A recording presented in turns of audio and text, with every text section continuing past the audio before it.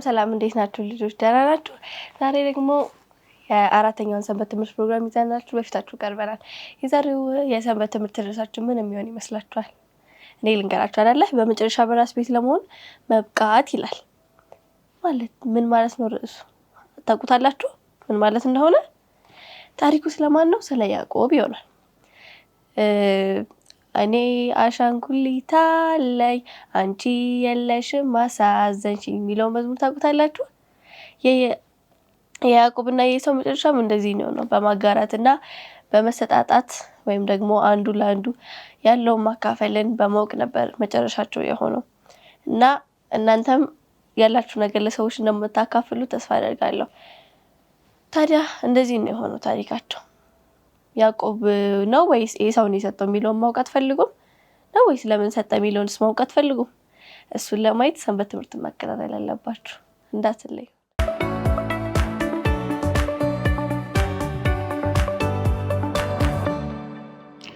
እንደምን አላችሁ ልጆች? ከህፃናት ሰንበት ትምህርት ክፍል የዛሬውን ትምህርት 4ን ይዘንላችሁ መጥተናል። ርዕሱ የሚለው በመጨረሻ በራስ ቤት ለመሆን መብቃት ይላል።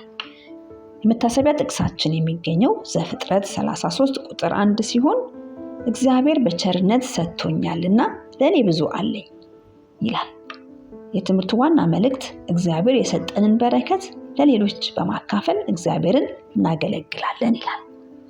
ልጆች እኔ አንድ አሻንጉሊት አለኝ ደስ ብሎኛል፣ አንቺ ግን የለሽም አሳዘንሽኝ የሚለውን መዝሙር ታውቁታላችሁ? ያዕቆብና ኤሳው በመጨረሻ በረከቶቻቸውን መጋራት ተማሩ።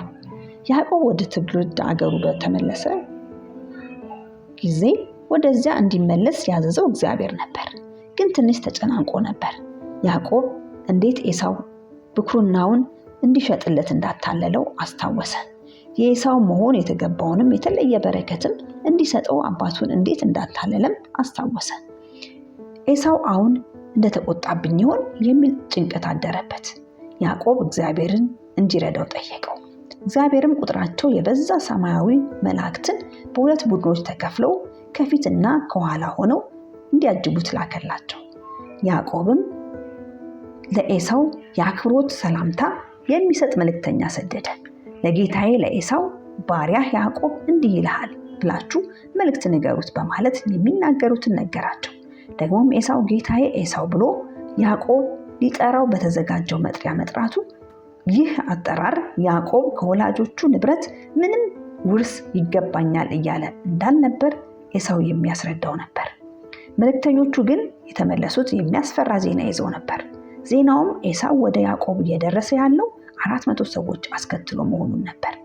ያዕቆብ ኤሳው ሊያጠቃኝ ይሆን የሚል ሐሳብ ገባው። እንደገናም እግዚአብሔርን እንዲረዳው ጠየቀው።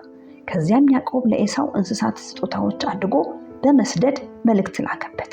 መልእክተኛውም ኤሳውን ባሪያ ያዕቆብ ከኔ እና አብረውኝ ካሉት ሰዎች በስተኋላ እየመጣ ነው እንዲለው መመሪያ ሰጠው። ያዕቆብ በዚያ ሌሊት ቤተሰቡን እና ያለውን ንብረት ሁሉ የያቦቅን ወንዝ አሻግሮ አደረ እና እሱ ግን ለብቻው እዚያው ቆየ። ከእግዚአብሔር ጋር ተገናኘ። ሌሊቱንም ሙሉ ከአንድ መላእክት ጋር ሲታገል አደረ። ከዚያም በረከት እንዲያገኝ ለምኖ በረከቱን ተቀበለ። በዚያውም ሌሊት እግዚአብሔር ለኤሳው መልእክተኛ ላከ። ኤሳው ወንድሙን በእግዚአብሔር መላእክት ታጅቦ ተከቦ አየው። የኤሳውም ወታደሮች ኤሳው ያየው ይህ ህልምና ያዕቆብንም እንዳትጎዱት የሚል ትእዛዝ በኤሳው ተነገራቸው። በሚቀጥለውም ቀን ያዕቆብ ኤሳውንና 400 ሰዎችን ወደሱ ሲመጡ አያቸው። ያዕቆብም በፍጥነት ቤተሰቡን አካፈላቸው። ልጆቹንና እናቶቻቸውን በአንድ ቡድን አደረጋቸው። ከዚያም እሱ ከነሱ ቡድን ፊት ለፊት አለፈ። ኤሳው ጋር ለመድረስ ገና ብዙ ሲቀረው ወደ መሬት ዝቅ ብሎ ሰላምታ ሰጠ። ከዚያም ወደፊቱ ራመድ ብሎ እንደገና ዝቅ ብሎ ሰላምታ ሰጠ። ያዕቆብና ኤሳው በጣም እስኪቀራረቡ ድረስ ያዕቆብ 7 ጊዜ እንዲሁ አደረገ። ኤሳው ግን ያዕቆብን ሲያየው እየሮጠ ወደሱ ሄዶ አቀፈው። ከዚያም ሁለቱም መላቀስ ጀመሩ። ያዕቆብ ከፍርሃት ትልቅ እፎይታ ሳያገኝ አልቀረም። ትንሽ ቆይቶም ኤሳው ያዕቆብን እነዚህ ካንተ ጋር ያሉት ሰዎች እነማን ናቸው ብሎ ጠየቀው። እግዚአብሔር የሰጠኝ ቤተሰቤ ናቸው አለው ያዕቆብ። ቤተሰቡ ከተዋወቀ በኋላ ኤሳው ካንተ በፊት የላካቸውስ ነገሮች የላከው ለምንድን ነው ብሎ ያዕቆብን ጠየቀው። እነሱማ ለአንተ ለወንድሜ ያቀረብኳቸው ስጦታዎች ናቸው፣ ምሕረትና ይቅርታ እንደሚያስፈልገኝ እንድታውቅ እፈልጋለሁ ብሎ ያዕቆብ መለሰ። ኤሳውም እኔ ብዙ አለኝ፣ ያዕቆብ የሰጠህኝ የራስህ ስለሆነ ለራስህ አስቀራቸው አለው በደግነት መንፈስ። ያዕቆብ ግን ኧረ እባክህን ስጦታዎቼን ተቀበል፣ ይህን በማድረግ ከልብህ ይቅር እንዳልከኝ ያሳየኛል። እግዚአብሔር መልካም አድርጎልኛል፣ እናም የሚያስፈልገኝ ሁሉ ተሟልቶልኛል አለው። ኤሳውም በመጨረሻ ስጦታዎቹን ተቀበለ። ከዚያም ያዕቆብን በል እንግዲያውስ መንጎቻችንን ይዘን ጉዟችንን ቀጥል፣ እኔም አብሬ እጓዛለሁ አለው። አመሰግናለሁ አለው ብሎ መለሰ ያዕቆብ ከልቡ አመስጋኝነት እየተሰማው። ጨምሮም ነገር ግን እኛ ካንተ ቀስ ብለን መጓዝ ይኖርብናል፣ ምክንያቱም ልጆችና እንስሳቶች ስላሉን ነው አለው። እንግዲያውስ ከሰዎቼ የተወሰኑትን ልተውልህ ብሎ ኤሳው መለሰለት።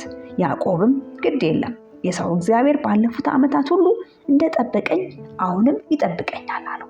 እዚህም ጊዜ ኤሳው ከዚያ ስፍራ ተነስቶ መንገዱን ቀጠለ። ያዕቆብም ከብዙ ቤተሰቡ ጋር እና ከመንጎቹ ጋር ከሱም በኋላ ያለውን ስፍራ ለቆ በቀስታ ተጓዘ። በመጨረሻ በያዕቆብ የትውልድ ሀገር በከነዓን ባለችው ደረሱ። በዚያም ያዕቆብ መሬት ገዛ። በመጨረሻ ከ20 ዓመታት በኋላ ለቤተሰቡና ለመንጋዎቹ የሚኖሩበትን የራሳቸው ስፍራ ማግኘት ቻሉ። ያዕቆብም ምንም እንኳ ወደ ከነዓን ለመድረስ ቸኩሎ የነበረ ቢሆንም በመጀመሪያ ያሰበው ለቤተሰቡ ነበር። ሌሎችን በትክክል የምናገለግል ስንሆን የሚያስፈልጋቸው ነገሮች ጭምር እናስባለን። ይህ ማድረግ እንድንችል ጌታ ይርዳን። ልጆች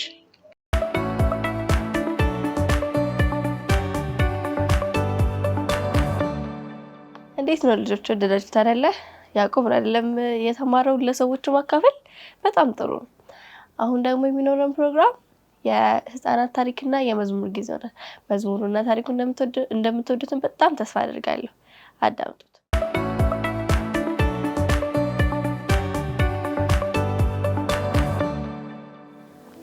ሰላም ልጆች፣ እንደምን አላችሁ? ደህና ናችሁ? ጎበዝ ልጆች። እሺ፣ ዛሬ ደግሞ አንድ ትንሽ ነገር እንማራለን አብረን። እሺ፣ አንድ ዲክ የሚባል ልጅ ነበረ እና ይሄ ዲክ የሚባለው ልጅ ምን መሰላችሁ? እሱ በቀጥታ ሰንበት ትምህርት ቤት ይሄድ ነበረ። ሰንበት ትምህርት ይማራል። ሰንበት ትምህርት ሲማር መጽሐፍ ቅዱስ በጣም ብዙ ታሪኮች አሉት አይደለ? እዚህ ውስጥ ብዙ ታሪክ ነው ያለው እና አንድ ቀለታ የተማሩት ስለምንድን ነበር መሰላችሁ? ስለ ኢየሱስ ነበር የተማሩት እና ስለ ኢየሱስ ኢየሱስ እንዴት እንዳደገ ትንሽ ሆኖ ሲያድግ እንዴት እንዳደገ ተማሩና መጨረሻ ላይ ምንድነው የተባሉት? ኢየሱስ በመንፈስ በአካል በአእምሮም ሁሉ ያድግ ነበረ የሚል ነበረ። እያደገ ነበረ የሚል ትምህርት ነበር የተማሩትና እውነት ነው። ኢየሱስ ትንሽ ሆኖ በአካልም በአእምሮም በመንፈስም ያድግ ነበር አይደል? ልክ ነው? አዎ እውነት ነው፣ ያድግ ነበር። መጽሐፍ ቅዱሳችን ይናገራል። ከዛ ዲክ ምን ፈለገ? ልክ እንደ ኢየሱስ ማደግ ፈለገ። ኢየሱስ ልክ እንደሱ ማደግ ፈልጋለሁኝ መሆን ፈልጋለሁኝ አለና ዲክ ያስብ ነበረ። ግን የሚገርማችሁ ነገር እንደሱ ያስብ እንጂ ዲክ ዋናውን ነገር ረስቶት ነበረ። ምን መሰላችሁ የረሳው? እሱ ልክ እንደ ኢየሱስ ጥንቅቅ ያለ ነገር አልነበረም። እሱ ያገኘውን ነገር ዝም ብሎ ነበር የሚበላው።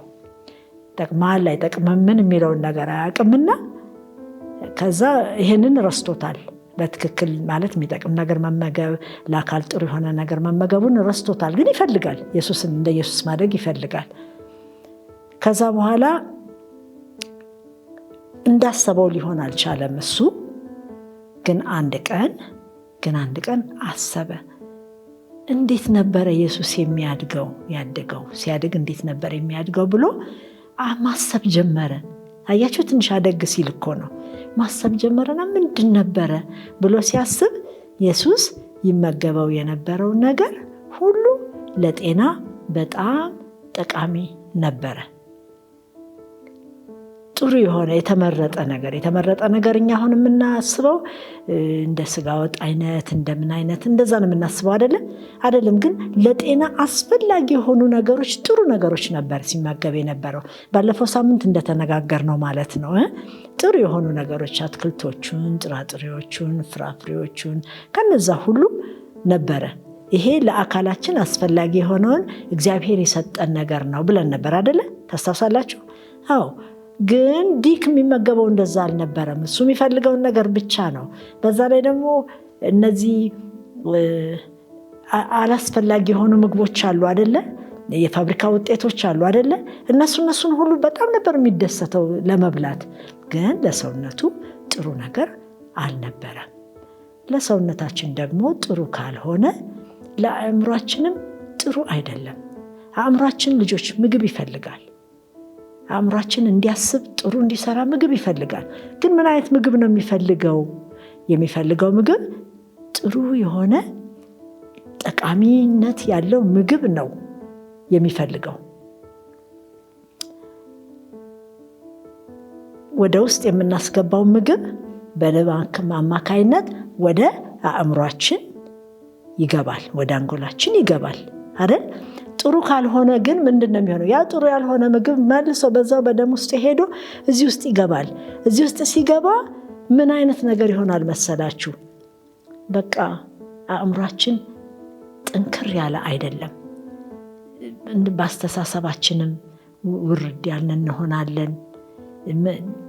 ጥሩ የሆኑ ነገሮችን ትልቅ ደረጃ የምንደርስባቸውን ነገሮች ማሰብ አንችልም። ትልልቅ ነገሮችን ማሰብ አንችልም።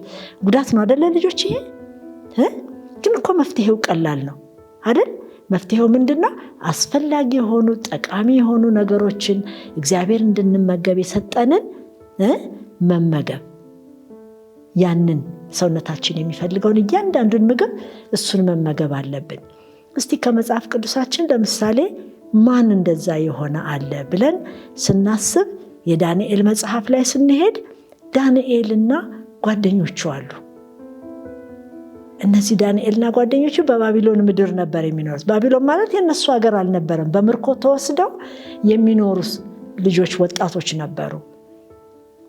ከዛ ከወላጆቻቸው ተለይተው ማለት ነው፣ ማንም የላቸውም በዛ ሀገር። ግን ከዛ በኋላ ከንጉሱ ምግብ እንዲበሉ ተፈቀደላቸው። ለምን? በዛ አገር ትምህርት እንዲማሩ ተፈለገና ጥሩ አእምሯቸው ጥሩ እንዲሰራ በማሰብ ነው እንግዲህ የንጉሱን መብልና መጠጥ እንዲጠጡ ተፈቀደ። ስለዚህ ያን ጊዜ ልጆች ይሄ ነገር በአሳላፊው አማካይነት ሲነገራቸው ይሄንን ማድረግ አልፈለጉም። ለምን? ይሄ ጠቃሚ ነገር አልነበረም። ስለዚህ ሌላ ነገር ጠየቁ። ያንን አሳላፊው የነበረውን ኃላፊ የነበረውን ሰው ባክህን የንጉሱን ምግብ አንብላ፣ ነገር ግን እስቲ ሌላ እንደዚህ ጥራጥሬ አይነት ነገር ስጠን አሉት። ከዛስ ደነገጠ። እንዲህ ከስታችሁ ጠቁራችሁ ብትታዩ እኔ እኮ ንጉሱ እኔን እኮ ይገለኛል፣ የማይሆን ነገር መስላችሁ፣ ግድ የለም ፈትነን ለ10 ቀን አሉት። ከዛ በኋላ እውነትም ጥሩ ከሆነው ምግብ ከንጉሱ ምግብ ሳይሆን ከጥራጥሬው ከውሃው ከምናምን ተመግበው ለ10 ቀን ሲያያቸው እውነትም ቆንጆ ሆነዋል፣ ጥሩ ሆነዋል፣ ጥሩ ጤናማ ሆነዋል። ስለዚህ ቀጠለ በዛው። መጨረሻ ላይ ግን ምን እንደሆነ ታውቃላችሁ? ወደ ንጉሱ ፊት ሁሉም ቀረቡ። ከዛ እነዚህ ልጆች ጥያቄ ሲጠየቁ ሁሉም አንድ ላይ አብረው እንዲሰለጥኑ በእነሱ አገር ኮሌጅ ዩኒቨርሲቲ መግባት ማለት ነው። ከዛ እነሱ ምን ሆኑ መሰላችሁ? ጥያቄ ሲጠየቁ ዳንኤልና ጓደኞቹ ስንት እጥፍ በልጠው የተገኙ ይመስላችኋል? 10 እጥፍ። አይገርምም? 1 እጥፍ 2 እጥፍ እኮ አይደለም፣ 10 እጥፍ በልተው ተገኙ። እነዛኞቹ ደግሞ ለንጉሱ የሚመጣውን ምግብ ነበር የሚበሉት። አላስፈላጊ ለጤና አላስፈላጊ የሆኑ እነዚህ የአሳማ ስጋዎች አይነት ሊሆኑ ይችላሉ። የሚጠጣው ደግሞ መጠጥ ሊሆን ይችላል፣ አስካሪ ሊሆን ይችላል። ያንን አይፈልጉም። ለምን? እግዚአብሔርን ያውቁ ነበር። እነዚህ ልጆች ከቤታቸው ተምረዋል ስለ እግዚአብሔር ምን እንዲያደርጉ እንደፈለገ ተምረዋል በልጅነታቸው። ስለዚህ ምርጫቸው ያ መልካም ነበረ። ስለዚህ ያንን ጥሩ ምግብ በመመገባቸው ለሰውነት አስፈላጊ የሆነውን ጤናማ የሆነውን ምግብ በመመገባቸው አእምሯቸው ስንት እጥፍ ሄደ ብለናል? 10 እጥፍ። ጎበዝ ልጆች በደንብ እያዳመጣችሁ ነው ማለት ነው። 10 እጥፍ በጣም በልጠው ተገኙ። በጣም አዋቂዎች፣ በጣም ጎበዞች ሆነው ተገኙ። ስለዚህ አእምሯችን ምን ይፈልጋል ማለት ነው? ይሄ ሰውነታችንም አእምሯችንም ይህንን ምግብ ይፈልጋል። ጥሩ የሆነ ምግብ መመገብ። በኢየሱስም ያደገው በአካልና በአእምሮ ብቻ ነው አይደለም፣ በመንፈሳዊ ነገሩ ነው አይደለ? ለመንፈሳዊ ነገሩ ደግሞ ምን መሆን አለበት? ሰው ጤናማ መሆን አለበት አይደለ? እግዚአብሔር የሚነግረንን ነገር ከታዘዝን ምንም ችግር የለው። ጤናማ ስንሆን እግዚአብሔርን እናመልካለን፣ የሚነግረንን እናዳምጣለን፣ የሚነግረንን እናደርጋለን። ስለዚህ ምንድነው የሚሆነው ነገር? እግዚአብሔርን መታዘዝ ይኖረናል ማለት ነው። ኢየሱስ ምን ብሏል መሰላችሁ? በዚህ ምድር ላይ በነበረ ጊዜ በዮሐንስ 4:34 ላይ ትልልቆችም እንድታዳምጡ ነው የምናነበው ይህን መጽሐፍ ቅዱስ። ምን አለ መሰላችሁ? ኢየሱስም እንዲህ አላቸው፣ የኔስ መብል የላከኝን ፈቃድ አደርግ ዘንድ ስራውንም እፈጽም ዘንድ ነው አለ። ምንድነው? አሁን እኛ የምንመገባቸው ምግቦች የእግዚአብሔርን ፈቃድ ጭምር እንድንፈጽም ነው አይደለ? አዎ፣ ጤናማ ካልሆንን፣ ደስተኛ ካልሆንን የእግዚአብሔርን ስራ ልንሰራ አንችልም። ማገልገል የሚገባን ቦታ እናገለግልም አይደለ? አዎ፣ ኢየሱስ እኮ አባቱ የነገረውን ነገር ይከተል ነበረ። ስለዚህ ምንድን የሆነው? ጤናማ ነበረ በምድር ላይ ሲሆን አይደል? በሁሉ ነገር የተስተካከለ ነበረ። ለምን? የአባቱን ፈቃድ ይሰማ ስለነበረ። ለምን? የአባቱን ፈቃድ ሰምቶ ደግሞ ምን አደረገ? የአባቴን ፈቃድ መተግበር ወይም ማድረግ ወይም መፈጸም ስላለብኝ ነው ብሏል። እኛም ደግሞ የተሰጠን እኮ ተግባር አለ አይደለ ልጆች? እግዚአብሔር ለእኛ የሰጠው ተግባር አለ፣ ስራ አለን አይደለ? የእግዚአብሔርን ስራ መስራት መቻል አለብን። ግን የእግዚአብሔርን ስራ መስራት እንድንችል የእግዚአብሔርን ሕግ መከተል አለብን። ጤናችንን እንድንጠብቅ እግዚአብሔር ይፈልጋል። ጤናማ ያልሆነ አካልና ጤናማ ያልሆነ አእምሮ የእግዚአብሔርን ስራ ሊሰራ አይችልም። ምክንያቱም ደስተኛ አይደለማ፣ ጤና የለም። አይመስላችሁም ልጆች? ጤናማ መሆን የማይፈልግ ሰው አለ? አትፈልጉም እናንተ? ጤናማ እኮ ካልሆናችሁ አትሮጡም፣ አትጫወቱም፣ አትዘሉም፣ አትማሩም፣ ምግብ በስርዓት አትበሉም አይደል? ጤንነት ለሁሉም ነገር አስፈላጊ ነው። ጤንነት እግዚአብሔር ከሰጠን መልካም ነገሮች ውስጥ አንዱ ሀብታችን ነው። ስለዚህ ልጆች እናንተ አሁን ምግብ መመገብ የምትፈልጉት ምን አይነት ነው ተብሎ ሲጠየቅ እውነቱን ስንናገር ምግብ መመገብ የምትፈልጉት ምን አይነት ነው? ብስኩት፣ ኬክ፣ እነዚህ የምትጠጧቸው ደግሞ ጁስ ነገሮች ምናምን የፋብሪካ ውጤቶችን ነው አይደለ? አዎ። ግን እነሱ ጥሩ አይደሉም። ለአካልም ለአእምሮም ጥሩ አይደሉም። ለሁለቱ ጥሩ ያልሆነ ነገር ደግሞ ለመንፈሳዊ ነገርም ጥሩ አይሆንም። ስለዚህ ምን መሆን አለብን? አካላችንን መጠበቅ አለብን። አካላችን የማን ነው ልጆች? ሰውነታችን የማን ነው? የራሳችን ነው እንዴ? አይደለም። መጽሐፍ ቅዱሳችን ይናገራል የእግዚአብሔር ነው፣ የእግዚአብሔር ማደሪያ ነው። ስለዚህ የእግዚአብሔር ማደሪያ ስለሆነ ምን ማድረግ አለብን? አካላችንን መጠበቅ አለብን። በምን? በንጽህና። ከኛ በላይ የሆነውን ነገር ሁሉ ደግሞ እግዚአብሔር ያደርጋል። ስለዚህ ልጆች ዛሬ ምንድነው? ልክ እንደ ኢየሱስ የእግዚአብሔርን ፈቃድ የምናደርግ፣ የእግዚአብሔርን ነገር የምንፈጽም፣ የእግዚአብሔርን ተግባር የምንሰራ እንድንሆን በአካላችንም በአእምሯችንም በመንፈሳዊ ነገራችንም ጤናማ ሆነን መገኘት አለብን።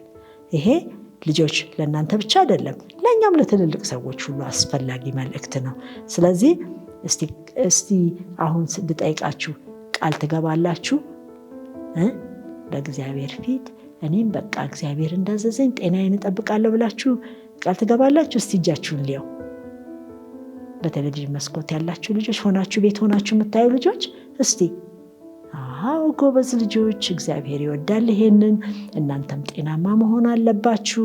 ከዚህ ቀጥሎ ደግሞ ሌላ በሚቀጥለው ጊዜ ደግሞ ሌላ የምንማረው ትምህርት ይኖረናል እንደዚህ ስለ ጤናችን። እሺ፣ ነገር ግን እግዚአብሔር በጤናና በሰላም የተጠበቃችሁ ልጆች እንድትሆኑ እመኛለሁኝ። እሺ፣ ሰላም ሁኑ እስከምንገናኝ።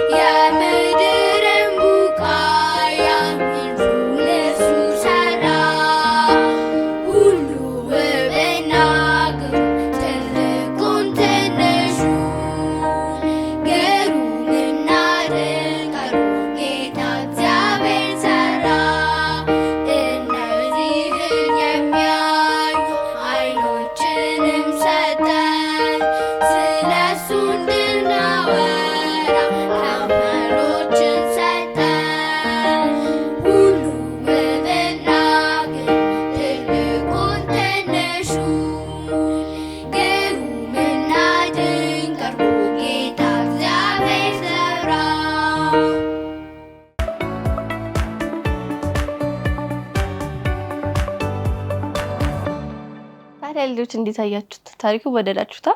በስማ መዝሙሩም ደስ ይላል አይደለ? አሁን ደግሞ መለያ ሰዓታችን ደርሷል። የኢሳውንና ያዕቆብንም ታሪክ በጣም ወዳችሁታል አይደለ?